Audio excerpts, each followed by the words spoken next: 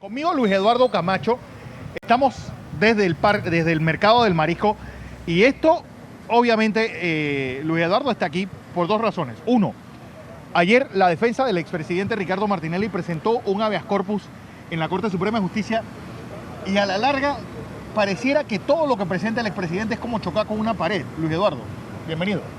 Así es, gracias Fernando y saludo a la audiencia en NEC-TV. Efectivamente, la defensa del expresidente Ricardo Martinelli presentó ayer un recurso, una acción de habeas corpus en favor del expresidente Ricardo Martinelli y en contra del magistrado de garantías Mejía. Y esto, algunas personas indican lo que tú dices, o sea, si la Corte le falla siempre los recursos o le da la vuelta a los recursos de Martinelli, ¿por qué la defensa insiste? Porque precisamente lo que la defensa ha logrado a través de la presentación y sustentación de los recursos es demostrar fehacientemente que este es un proceso político y que las decisiones se toman políticas. Y lo hemos visto en este caso muy particular porque, mira, aquí se ha ido de mamarrachada en mamarrachada. Primero comienza con la mamarrachada del magistrado fiscal Harry Díaz, que pretende hacerle una acusación a Ricardo Martinelli sin imputación, lo cual viola no solamente el principio ético del sistema procesal panameño, específicamente el artículo número 5, que en su espíritu lo que indica es que nadie puede ser acusado sin ser imputado, porque la imputación, Fernando, es lo que incorpora a una persona al expediente, porque un investigado no es parte del expediente. Entonces tú no puedes acusar a alguien que no es parte del expediente jurídicamente. Pero nosotros acudimos, hay que recordar, ante el magistrado de garantías para que corrigiera esa mamarrachada. Pero el magistrado de garantías hace otra mamarrachada mayor, en vez de corregir la primera. Porque en vez de resolver el incidente de objeción que puso la defensa del expresidente Ricardo Martinelli contra esa intención de hacer una acusación sin imputación, el magistrado de garantías, que no garantiza nada, no está garantizando el debido proceso, declara a Martinelli reo rebelde. ¿Por qué te digo que esta es otra mamarrachada? Porque la ley también establece que para ser una persona es declarada reo rebelde, entre otras razones, cuando es una persona ya imputada. Una persona que no es parte del expediente, que no ha sido imputado, no puede ser, y eso está claro en la ley. Bueno, esta semana, pues el nombre de Ricardo Martinelli volvió a estar a la palestra. Uno, con esa orden supuestamente a Interpol del viernes pasado, y esta semana con esta carta de Transparencia Internacional pidiéndole su expulsión pero fíjate que yo te aclaraba lo que había pasado con la de rebeldía, porque el nuevo recurso que tiene, se ha presentado ayer, va precisamente porque en la orden que da el magistrado a los estamentos de seguridad, específicamente a la DIJ, plantea que Ricardo Martinelli, porque la orden que dijo la Corte y que le tocaba a él ejecutarlo, se vaciaba en la supuesta rebeldía. Sin embargo, en la orden que él da no se fundamenta en la rebeldía. Si no hay imputación, no hay rebeldía. No, es que él tenía en todo caso de decir que el fundamento de ese trámite de detención es en razón de la orden que da la Corte por la supuesta rebeldía. Pero ¿qué pasa? Lo da el magistrado Mejía de Garantías diciendo como que ya el presidente Martinelli está acusado, lo cual no es así. Y no es así fundamentalmente no solo porque no tiene imputación, sino porque además el recurso de oposición a la pretendida acusación que no ha sido resuelto, mantiene suspendida la acusación y por lo tanto jurídicamente Ricardo Martinelli no es ni imputado ni acusado. Caso de Transparencia Internacional. Ya Ricardo Martinelli no es una bomba de humo para seguir ocultando los problemas reales de la gente. Bueno, por ahí quienes pretenden hacer de Ricardo Martinelli o de los casos que políticamente se le sigue a Ricardo Martinelli una distracción, porque mira, ayer el diario La Prensa y la televisora oficialista quedaron nuevamente en ridículo cuando, anteayer, perdón, así mismo donde salió la noticia, el presidente del Parlacén a través de un comunicado aclaró de manera contundente que en el Parlacén no se ha recibido ninguna solicitud para que se le revoque el mandato de diputado del Parlacén al expresidente Ricardo Martinelli. Es más, yo tuve conversación con personal del Parlacén y lo que nos indicaban es que ahí había llegado, era un correo electrónico donde preguntaba si Ricardo Martinelli, miembro del Parlacén, estaba asistiendo y si además estaba cobrando. Eso es lo que había llegado.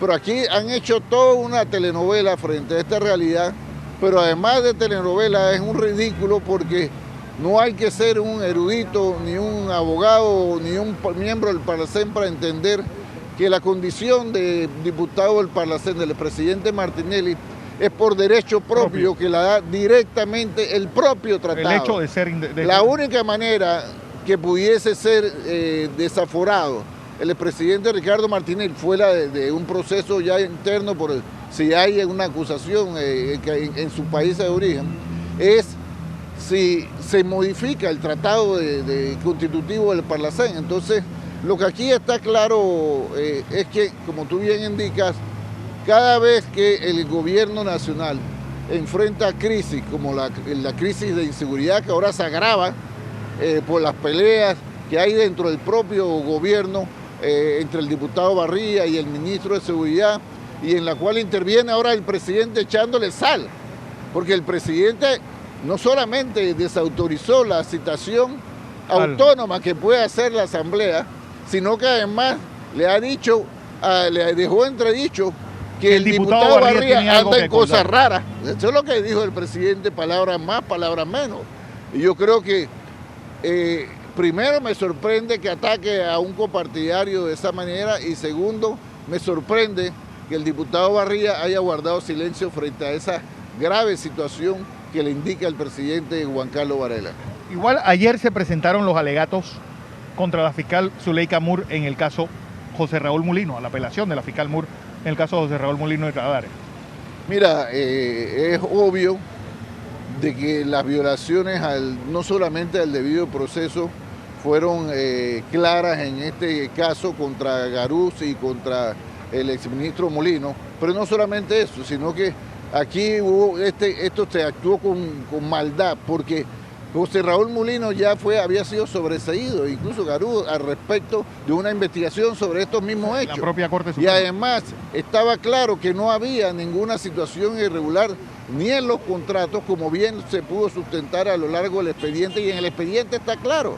En el expediente consta que, por ejemplo, los radares funcionaban, pese a que se había hecho toda una campaña para decir que los radares no servían. Pero ¿qué sucede? El tiempo siempre le da la razón y la verdad siempre sale a relucir. El propio gobierno, con el acuerdo que hace con la empresa Finmecánica, reivindica el contrato, reivindica los radares y reivindica lo declarado por José Raúl Mulino, y demuestra que aquí lo que hubo una conspiración política para tratar de afectar tanto a José Raúl Mulino y a Garuz. A Garuz porque es el consuegro del expresidente Ricardo Martinelli fundamentalmente, y ese es su pecado, por eso Garuz está detenido, y a Mulino porque le tienen temor ante su potencial político de cara a las elecciones del 2019. Quizás lo que aquí se pretendía en este proceso político era inhabilitar a José Raúl Mulino, porque había hecho un excelente trabajo como ministro de Seguridad. Oye, ¿se sabe por qué la encuesta de Dixer Agnera no ha salido todavía? Bueno, es una buena pregunta, ¿no? Pero eso la puede responder o Dixer o la empresa que le encarga esto. Lo que yo sí te puedo decir es que, sin ver la encuesta, porque nosotros también hacemos encuestas internas, te puedo decir que una de las razones pudiese ser, porque hay que recordarnos, quien toma la decisión si la publica o no, no es Dixer, es el quien la encarga.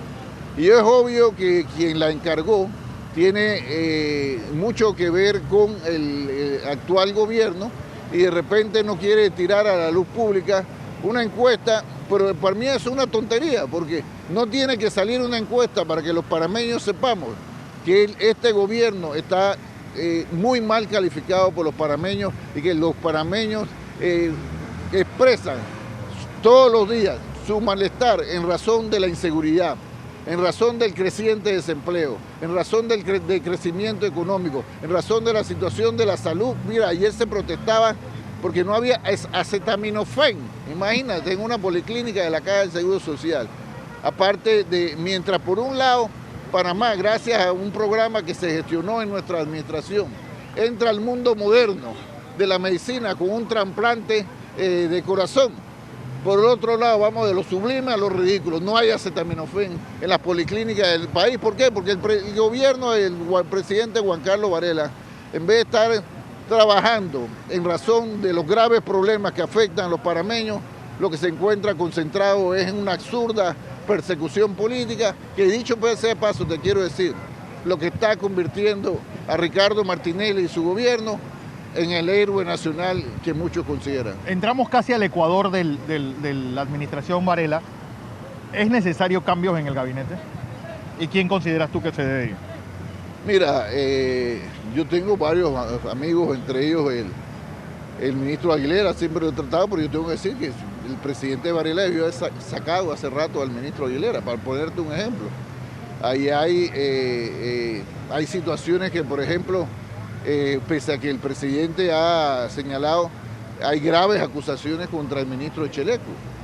Y el programa Techos de Esperanza, como lo llamamos ellos, nosotros lo llamamos Sin Esperanza de Techo, porque la verdad que hemos visto que han inaugurado 2 o 3 casas, pero ellos prometieron que iba a hacer no sé cuándo. El programa de sanidad, decían 100-0, ¿no? Pero lo que estamos viendo es 0-100, de 100-0, eso es lo que estamos viendo.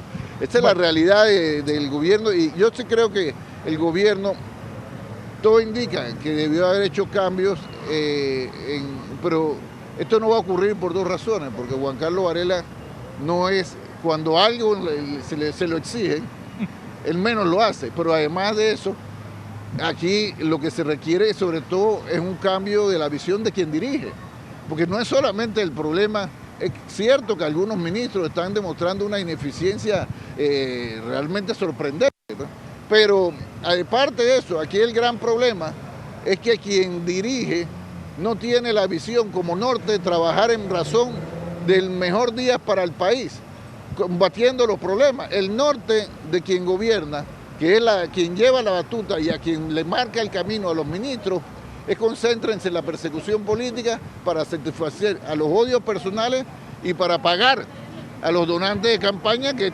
estamos viendo todos los días las contrataciones directas de los principales o el principal donante de campaña, que por todos lados, donde tú encuentras, revisas un acto público del gobierno, ahí salta el nombre del principal donante de campaña de Juan Carlos Varela. Bueno, Luis Eduardo Camacho, vocero de Cambio Democrático, estuvo con nosotros.